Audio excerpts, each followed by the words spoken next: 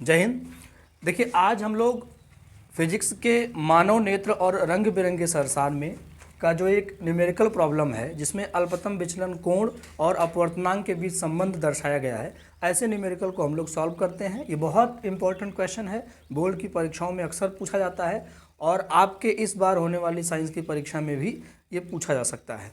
तो आज हमारे साथ ऑफलाइन बच्चे भी हैं। कैसे हो आप लोग?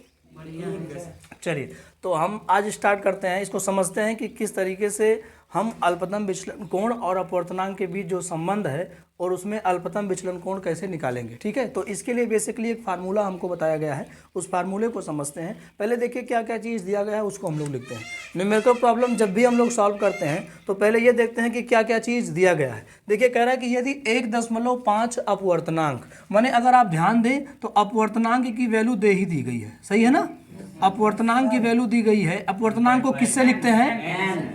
एन की वैल्यू कितना दिया है? 1.5, सही है ना। वाले कांच के प्रिज्म का कोण, मतलब प्रिज्म कोण दिया गया है। अच्छा, आप लोग बताइएगा भाई, ये क्या नाम है इनका, बताओ खड़े हो। प्रदीप, प्रिज्म कोण जो होता है वो उसका सिंबल का होता है। प्रिज्म कोण को किससे लिखते हैं? ए से लिखते हैं। किससे लिखते हैं? बैठ जाओ। प्रिज्म कोण को ए से लिख रहे हैं और ए की वैल्यू कितना दे दिया है? 60 दे दिया, सही है ना। और कह रहा है कि प्रिज्म के अल्पतम विचलन कोण का मान ज्ञात करिए। देखिए, अल्पतम विचलन कोण, अल्पतम विचलन कोण, हाँ, इसका सिंबल क्या था? सिग्मा एम, इसको डेल एम भी कहते हैं। इसकी वैल्यू आपको फाइंड करना है, सही है ना। तो हम देखेंगे कि क्या अपवर्तनांक और सिग्मा एम या डेल एम के मध्य कोई संबंध है, कोई एक ऐसा फार्मूला है जिससे हम इसको निकाल सकते हैं। तो उसके लिए हमको एक फार्मूला मालूम है और वह फार्मूला होता है कि n इज इक्वल टू, सबको याद होगा, sine A plus sigma M by 2 और पूरे, हाँ, होल अपान होगा सिग्मा ए अपान 2। सही है कि नहीं? सही है। अब यहाँ अगर हम आपसे पूछें कि n क्या है, क्या बताओगे? अपवर्तनांक। a क्या है? प्रिज्म कोण। सिग्मा एम क्या है? अल्पतम विचलन। सही है ना। तो इसी फार्मूले का हम लोग यूज करेंगे। अब जैसे देखिए, पीछे हम लोग ने स्नेल के नियम को भी पढ़ा है, ठीक है। फैजल बताओगे स्नेल के नियम का लास्ट फार्मूला क्या था? Sine I upon sine R is equal to क्या था? एन था। Very good. चलिए आगे बढ़ते हैं। तो अब देखिए यहाँ पर एन, ये कहीं ना कहीं से वही है एक तरीके से देखा जाए तो, लेकिन ये इसका अलग फार्मूला ही होता है कि sine A plus sigma M by 2 upon sine A by 2। पीछे सबको दिख रहा है, दिखाई पड़ रहा है? चलिए देखिए, अब देखिए यहाँ पर हम वैल्यू रखना स्टार्ट करते हैं। जो जो भी मान दिया गया है उसको हम लोग रखना स्टार्ट करते हैं। देखिए बाबू, n की वैल्यू कितना दिया गया है? 1.5। यहाँ क्या रख देंगे? 1.5 इज इक्वल टू, साइन लिखा है, साइन लिख देंगे a की वैल्यू कितना दिया है? 60 प्लस सिग्मा एम हमको मालूम है नहीं है, वो तो हमको निकालना ही है, उस ला करके वैसे लिख दो जैसे लिखना है। अब उसके बाद तुरंत साइन ए की वैल्यू कितनी दी गई है? 60 अपान क्या कर देंगे? 2। सही है ना। देखना बाबू, यहाँ लिखेंगे 1.5 इज इक्वल टू साइन, ये तो वैसे लिखा रहेगा सिग्मा एम बाई 2।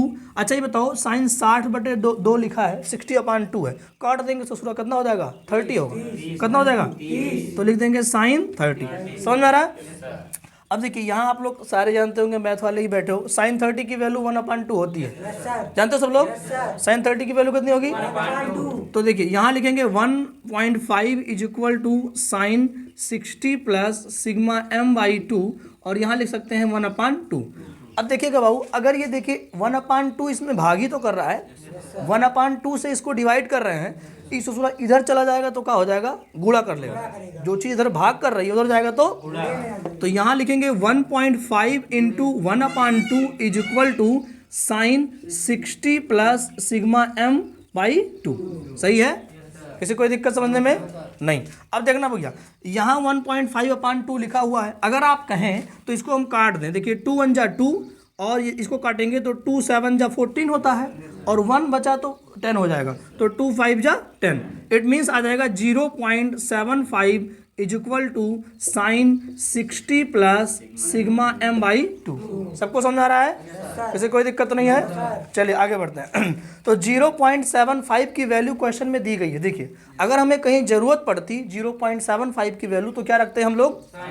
साइन 49। तो हम लोग ला के यहाँ रख देते हैं साइन 49। यहाँ लिखेंगे साइन 49। फिलहाल के लिए आप जान लीजिए कि 0.75 की वैल्यू ही साइन 49 होती है। सही है, दिक्कत तो नहीं है ना। चलिए आगे बढ़ते हैं। अब यहाँ लिख देंगे sine 60 plus sigma m by 2। सब लोग जानते हो दोनों साइड साइन दिया है तो इसको काट के दिखाते नहीं है, लेकिन इसे थोड़ा उड़ जाता है, जानते हो सब लोग ना। इस साइन और साइन काट के मत दिखाइएगा, नहीं तो गलत हो जाएगा। ठीक, काटना नहीं है, इसको केवल उड़ा देना। चल बाबू उड़ जा। तो अब क्या बचेगा यहाँ 49, देखो साइन और साइन उड़ गया तो बचा क्या 49, यहाँ 60 प्लस सिग्मा m बाई 2। किसी कोई दिक्कत?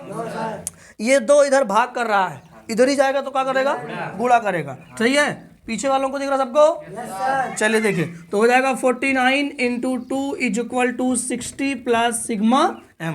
अब किसी कोई दिक्कत? हाँ भैया 49 टू जो 98, तो लिख दें यहाँ 98 is equal to 60 plus sigma m।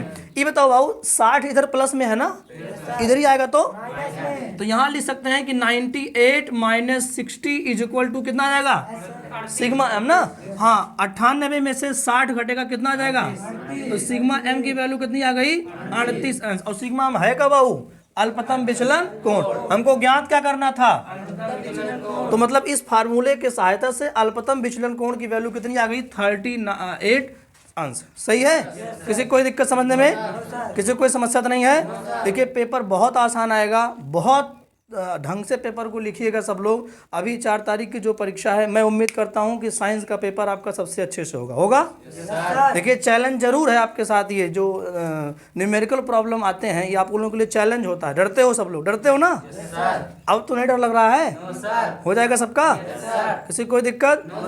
देखिए चैलेंज को स्वीकार करिए। देखिए मैं कहता हूँ ना कि मैं अक्सर आप लोगों को सुनाता हूँ कि वह पथ क्या पथिक कुशलता क्या, जिस पथ पर बिखरे सूल न हो, और नाविक की धैर्य कुशलता क्या, यदि धाराएं प्रतिकूल ना हो। अगर धारा प्रतिकूल ना हो, आपके अनुकूल हो तो बहना तो आसान ही है, लेकिन जब धारा अनुकूल के बजाय प्रतिकूल हो जाए, जिसमें आप धारा उल्टी बह रही हो, आपको इधर जाना हो, तब तैर, उसी को वास्तविक नाविक कहा जाता है, तब तैरना माना जाएगा। ठीक है ना? तो इसीलिए आप लोग मेहनत करिए, इसको समझिए, कोई दिक्कत नहीं है। पेपर बहुत